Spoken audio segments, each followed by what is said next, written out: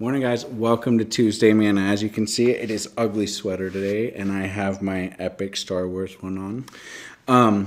But I love this time of year. This season is one of my favorites. Just the joy that's wrapped around it. And one thing God has really been working on in my heart is that joy, right? Is making sure our joy, which is found in God's salvation, right? Our salvation is secure in Christ. That's where our joy is, in God. And this time of year, I feel like we don't have any issue with joy, right? It's like we're so excited for the Christmas season. We're so excited with family that joy always seems to be there. And that's not true for everybody. I know there's hard times and people hit hard times around this time too. But the cool thing is our joy is ever present, because our joy is in the fact that God sent his son to die on a cross, right? It sent his son that first Christmas. I feel like a broken record sometimes because I know I've said that a lot, but it's just, that's where our joy is. I mean, that is the amazing story of the gospel. That is the good news, right? God sending Jesus, right? And he didn't come in grandeur, right? He came and was born in a stable. So today I have two things for you. First, I want to read from Psalm 21. And it's cool because it kind of fits exactly with what we're talking about, right? It says, joy in the salvation of the Lord. So this is a Psalm of David, probably a psalm that he wrote before he went to battle or something like that, where he knew that the salvation was from God. It's literally titled Joy in the Salvation of God. To the chief musician, a Psalm of David. And I just want to read this because it's so cool and it shows where our joy is found. David was a man after God's own heart. Yes, he messed up. Yes, he was human. But man, he knew how to worship God. And the Psalms are some of my favorite because it's just David and other people pouring out their hearts to God. So I want to read this, and then I have a challenge for you guys during this season. So let's start with reading Psalm 21. The joy in the salvation of the Lord, to the chief musician, a psalm of David. The king shall have joy in your strength, O Lord, and in your salvation how greatly shall he rejoice. You have given him his heart's desire, and have not withheld the request of his lips. For you meet him with the blessing of goodness. You set a crown of pure gold upon his head. He asked life from you, and you gave it to him. Length of days forever and ever.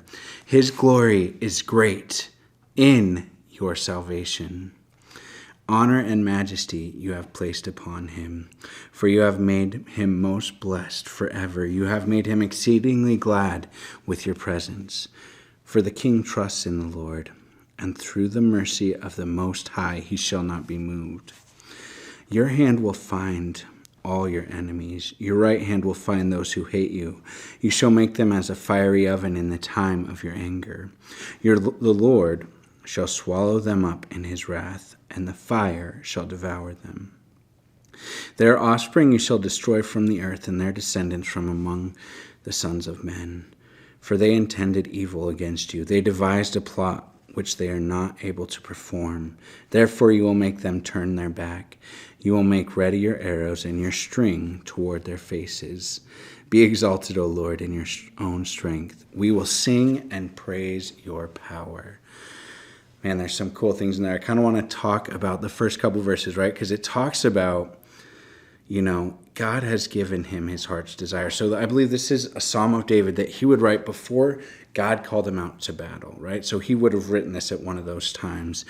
And it says, you have given him the desires of his heart and not withheld the request of his lips. If we remember back to our stories on David, right? When David was in the will of God, when he was going to battle, doing what God asks, that was when the desire of his heart was met, right? When he stayed back, when he didn't go into battle, that's when sin crept in, right? And I think that when we are walking, I know that when we are walking with God and our heart is aligning with God's heart, then the desires that we have are the desires that God has for us, right? And the desires that God has for others. So why wouldn't he fulfill those? He wants us to share the gospel with others. He wants us to remember that, and he will give us every good thing to do that. it's those moments where we take a step back, where we choose not to do what God has done, where sin can creep in, right? And that's all of us. We all have those times. So, this Christmas, remember your joy. Okay, here's my challenge for today.